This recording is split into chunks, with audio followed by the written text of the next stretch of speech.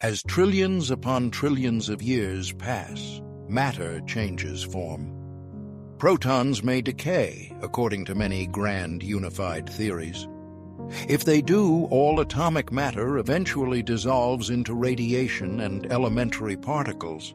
If they do not, matter still breaks apart through collisions and decay processes over extreme timescales. Either way, structure fades. Black holes remain the last complex objects in the universe. They are massive, cold, and extraordinarily long-lived, but even black holes are not eternal. Through Hawking radiation, black holes slowly lose mass. This process is unimaginably slow, but it is relentless. Over timescales far beyond human comprehension, black holes shrink, heat up, and eventually evaporate completely. When the final black hole disappears, the universe enters what is known as the dark era. At this stage, there are no stars, no planets, no black holes, only low-energy particles drifting through space, separated by enormous distances, barely interacting. The universe has reached maximum entropy. This is heat death. Heat death does not mean heat in the everyday sense. It means there are no usable energy differences left. No gradients, no engines, no processes that can do work. Physics still exists, time still passes, but nothing meaningful changes. The universe becomes a place where events are possible but nothing happens.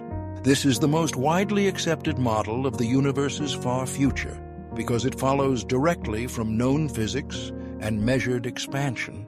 But it is not the only model. Some theories suggest that dark energy, the force driving accelerated expansion, could change over time.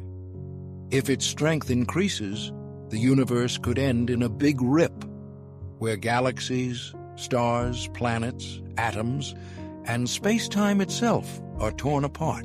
In this scenario, the end of time is not quiet. It is total separation. Even the bonds between particles fail. Another possibility is vacuum decay. Our universe exists in a quantum field configuration that may not be perfectly stable. If a lower energy state exists, a bubble of that state could form and expand at the speed of light, rewriting the laws of physics as it spreads. This would be an instant ending from our perspective.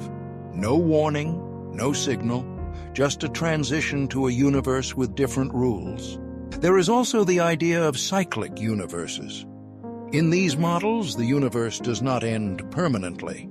It contracts, rebounds, or gives birth to new expansions.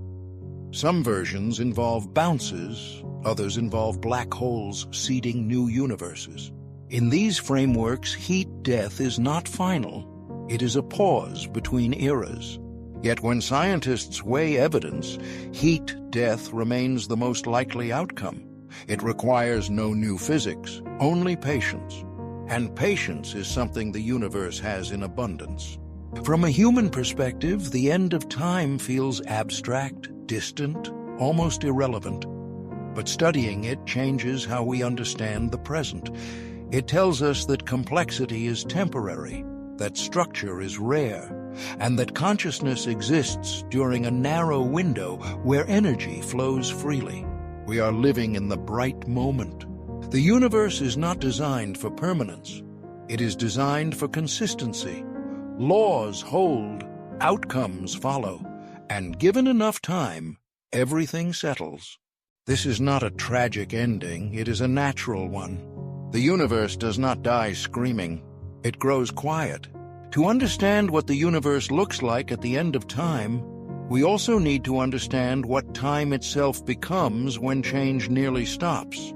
Time, as we experience it, is tied to motion, to processes, to differences. Clocks work because something moves.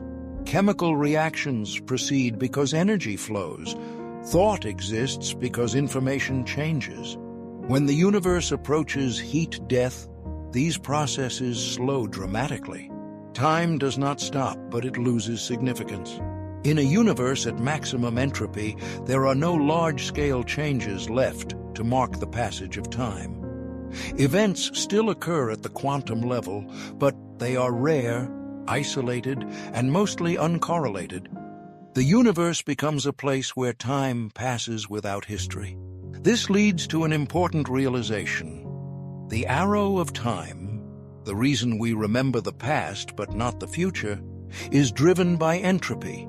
As entropy increases, time has a direction. When entropy reaches its maximum, that direction fades. Time becomes symmetric, with no meaningful difference between before and after. In this far future, even particles are lonely. Distances between them grow so vast that interactions become almost non-existent. A single particle might travel for eons without encountering another.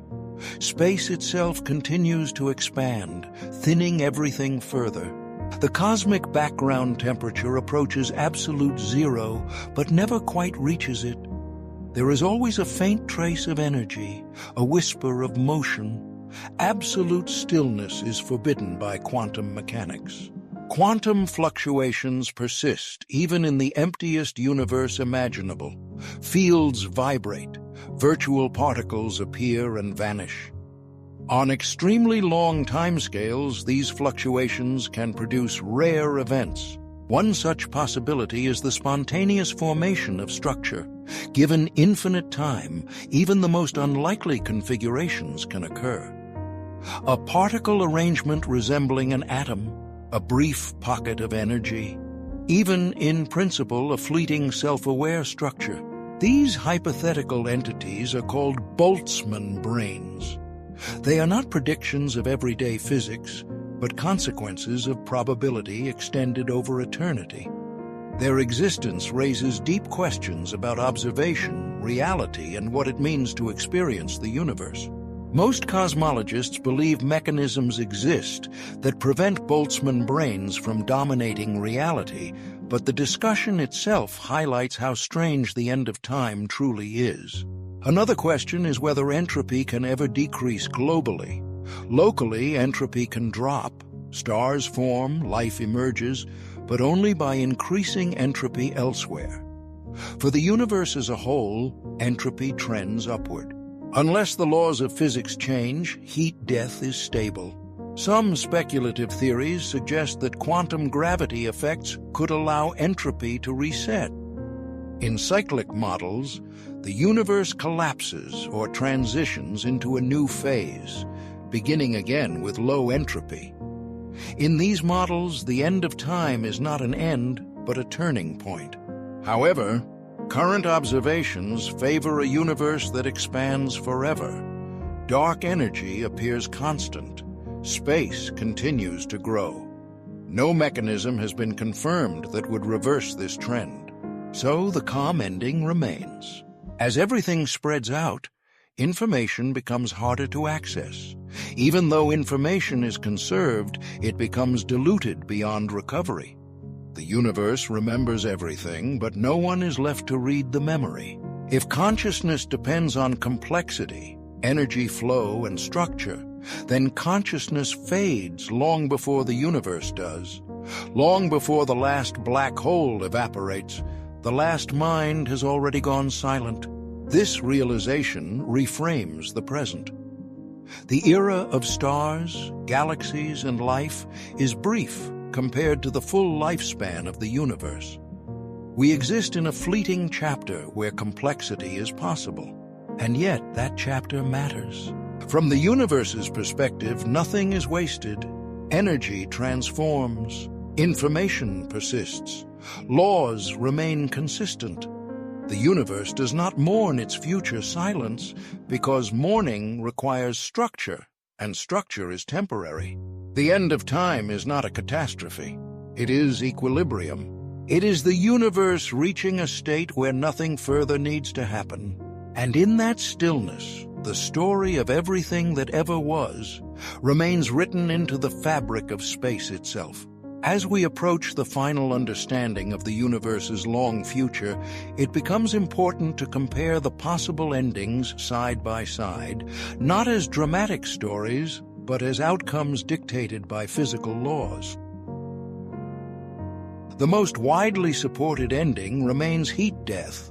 It follows directly from expansion, entropy, and energy conservation. It requires no sudden changes, no new physics, only time. Given enough of it, everything smooths out. Differences disappear. Motion becomes rare. The universe settles into a state of quiet persistence. The Big Rip, by contrast, depends on the nature of dark energy. If dark energy grows stronger over time, it would eventually overpower all other forces. First, galaxies would be pulled apart, then stars, then planets. Finally, atoms themselves would be separated as space-time stretches infinitely fast. Time in this scenario ends not by fading, but by tearing. Current observations suggest dark energy behaves like a constant, making the Big Rip less likely. But the possibility remains open, reminding us that the universe's fate depends on properties we are still measuring. Cyclic and bouncing universe models offer a different picture entirely. In these theories, the universe never truly ends. It contracts, transforms, or tunnels into a new phase, beginning again with low entropy. Some models propose that black holes play a role in this process, seeding new regions of space-time. These ideas are mathematically rich and actively researched, but they currently lack direct observational support. They remain possibilities, not conclusions. What all these scenarios share is a commitment to physical law. None rely on chaos or randomness. Even the end of time follows rules. This leads to a deeper question. What does forever actually mean in physics? Forever does not mean unchanging. It means governed. It means that whatever exists continues to follow consistent principles, no matter how empty or quiet the universe becomes. In a heat-death universe, forever means endless duration with minimal change. In a cyclic universe, forever means repetition and renewal. In a multiverse framework, forever may mean branching outcomes beyond our observable horizon. But in all cases, forever is not dramatic. It is patient. Understanding the end of time reshapes how we view meaning.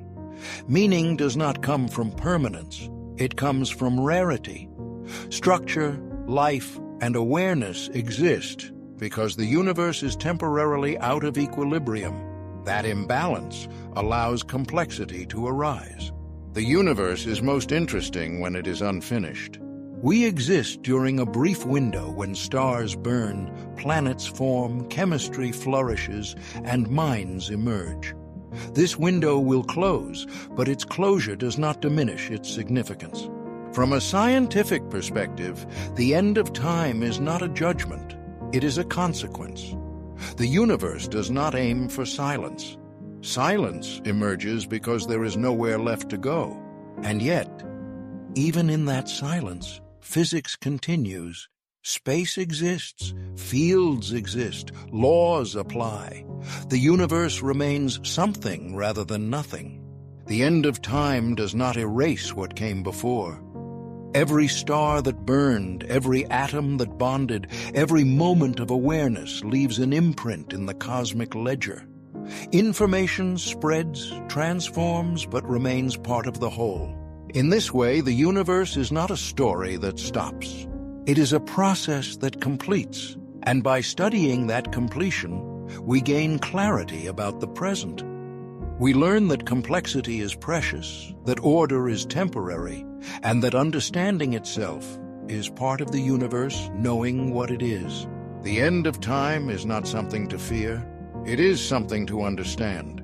And understanding it brings us closer to seeing the universe not as a mystery rushing toward darkness, but as a vast lawful system unfolding exactly as it must. As the universe moves toward its far future, it does not rush, and it does not resist. It follows the same laws that shaped stars, galaxies, and life itself. The end of time is not an event we will witness, but a direction the universe naturally takes as energy spreads and structure fades. By understanding this future, we gain perspective on the present, on why complexity exists at all, and why this moment in cosmic history is so rare. The universe does not need an ending with meaning built into it. Meaning arises because we are here now, able to observe, to understand, and to ask these questions at all. And as space continues to expand and time continues to pass, the universe remains exactly what it has always been: lawful, consistent, and quietly unfolding.